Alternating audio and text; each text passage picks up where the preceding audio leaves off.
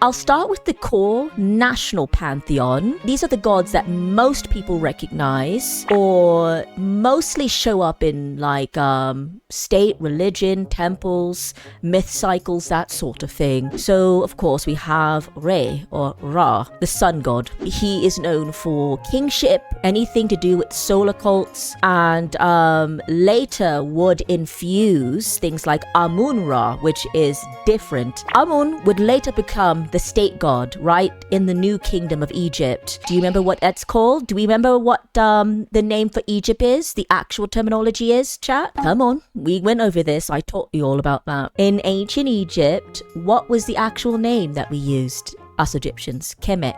I remember we had several different kingdoms, right? And so later on, Ra and Amun fused. And this is a concept that you do see throughout Egypt that happens quite a bit. Especially in the New Kingdom, you saw this fusion of Amun-Ra, and then you have Osiris, god of the afterlife, resurrection, and kingship. And so remember the story where we were talking about how Osiris was originally in one of the kingdoms, was one of the main gods. That was the main god, and then he died. He was killed, but it had to be done because that's just, you know, us Egyptians, we believe that this was just a part of the cosmic balance that needed to happen. So it's not so much that it was like a bad thing, it was just something that needed to take place. Now we have Osiris, who is god of the afterlife, resurrection, kingship, judging, sovereignty of the dead. And then you have Aset, Isis, right? What? Isis? No, the Isis. Who is the great magician, the great sorceress, who uses Heka. That sounds familiar, doesn't it? The term Heka. Heka is a god of magic and medicine. It's interesting because Aset or Isis is the goddess of magic, protection, motherhood, healing, divine throne power, and protector of kings. So that's something that's really, really interesting. Horus, Haru, is also a god of kingship, the sky, protector of pharaohs, Horus the elder, Horus the son of Isis. So you're noticing that a lot of these gods will have commonalities, right? You're hearing a lot of like, oh, but Ra has dominion over kingship. No, Amun does. Oh, no, Osiris does. Oh, but Isis or Set also protects kings. Do you see what I mean? Is that in Egyptian culture and history, a lot of the gods had multiple functions. They did not have one function. They kind of had multiple functions and different purposes in different kingdom timelines. So this is something that's very important to matter. Now, Anpu or Anubis is, of course, very popular.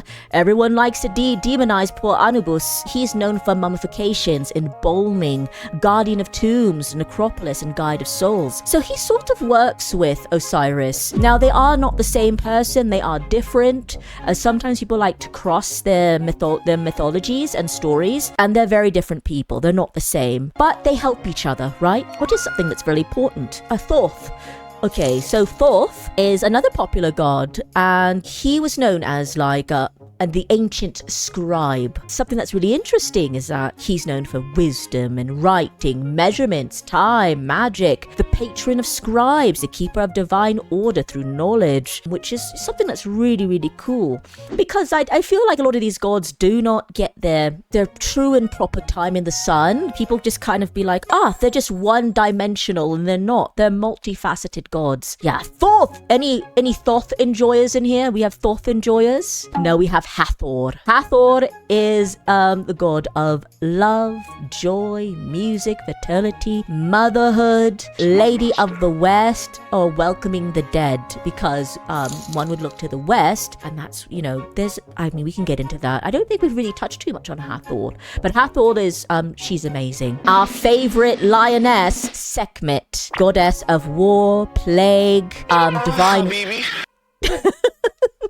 do we have any Sekhmet enjoyers in here? Yes. Fertility as in that. Oh, yes.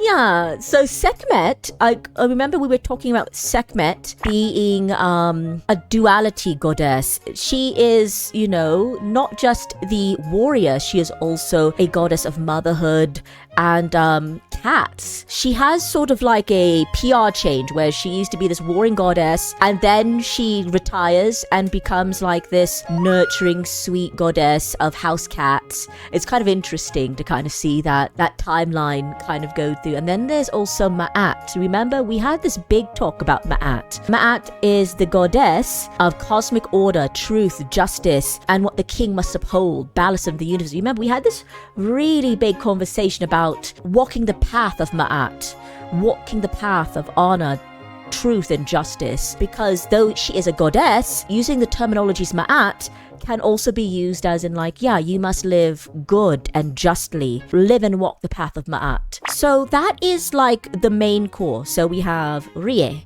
or Ra, Amun, Oris, Osiris, Aset, Isis, Horus, Set, or Seth, Anubis, Thoth, Path. Okay, the craftsman of builders. Pa'at is the oh, I forgot Pa'at. Oh my god, yes, no, yeah, that's the god of craftsman, creation, theology. Yeah, and the patron of builders and artisans. So, you know, any carpenters or craftsmen, artisans of any kind, that's also we can't forget about. That's also part of the main pantheon. Yeah, we can't forget that. Really important. We almost forgot. We almost forgot. Really cool guy.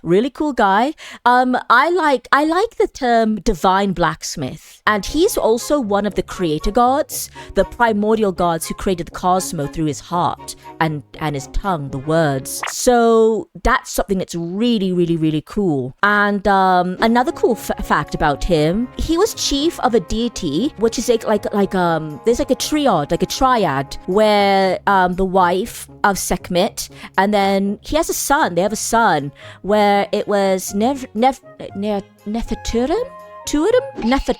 I think it is. But yeah, they have a child together, and that is Sekhmet's, husband. Guys didn't know that, did you? And so, of course, there's Hathor, Sekhmet, and Ma'at. So I would say that's like the popular pantheon. But there is like another major like pantheon that I guess some people know, some people don't know. I would say like these deities were worshipped very much in Egypt, but I feel like they're not as well known. Some of them, I'm not going to say all, but usually they're kind of overlooked because people either mistake them for the upper tier gods, right? Because I said that sometimes people confuse the two and they forget who's who, but some of them you might know. So there's Sobek, the crocodile god, god of the Nile, protection, military strength, and fertility. That's Sobek.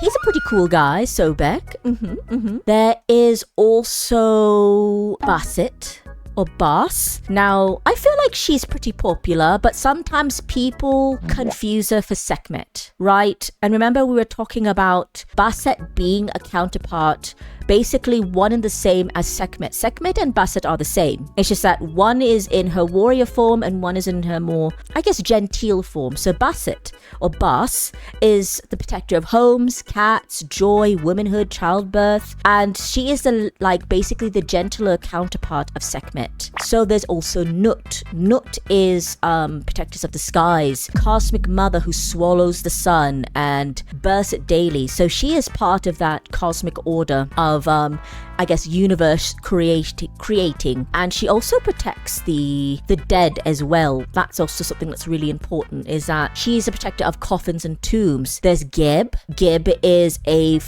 part of earth and fertility and linked to kingship and the land. There's also Shu, which is also a part of the eye, the air, and the separation between the sky and the earth. And so their purpose is kind of like gravity.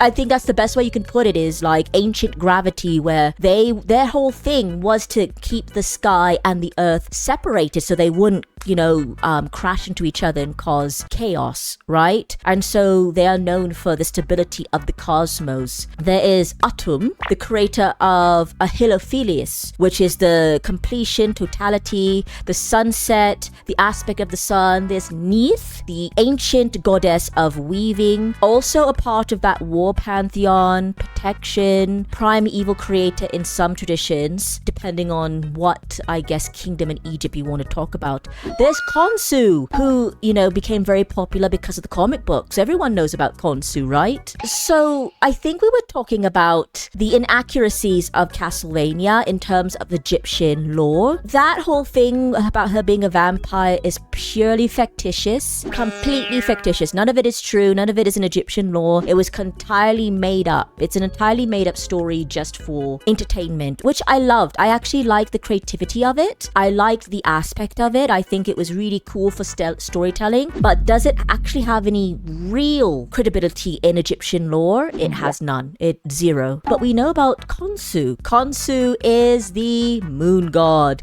healing, traveling at night, also known as a healing oracle in Thebes. Dude, if you didn't know that. There's Khnum, creator of the Potter's Wheel and source of the Nile's water, I believe. Is it water? I believe it's specifically the source of the Nile. Like, yes, it is. The Nile is seen as something about fertility, life-giving, because obviously it fed the granary and all the soil in Egypt. So there's a fertility aspect to it. Something that's really, really cool is that obviously there's that theology of... It kind of touches a little bit of theology that you see in Christendom, because it does like the whole, you know how in the Bible it says that we are made of clay, made of earth. Khnum is kind of seen as that person who uses the potter's wheel to craft children, to bring to life children from their wombs. So that's something that's really, really cool. So there's this is why he gets this representation for fertility and association with building and molding. You know, it's like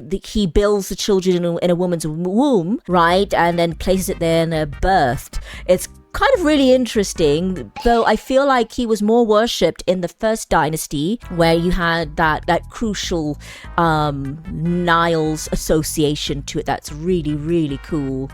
And like I said, there's a lot of gods like people don't realize. Now here's some more gods. Trust me, there's a lot of deities. Tons of Egyptian deities. So these ones are more narrow in scope, more rare. These are definitely, we're getting into the more rare type of deities that were very popular in daily life in ancient Egypt, but were usually more centered around specific temples, like temple worship. So there is one known as Bes, and they are a god of home protection, childbirth, music, dance, and to ward off like nightmares, right? You would wear a talisman, or you would go to the temple of Bes to basically get protection, especially if like you were having, you know, night terrors, nightmares. You needed to like put a ward over your house. You would go there and you would get a talisman and you would do a prayer and all that stuff. And so this is someone you would invoke for everyday protection. This was more like a casual, I wouldn't say casual, but like, yeah, I guess casual.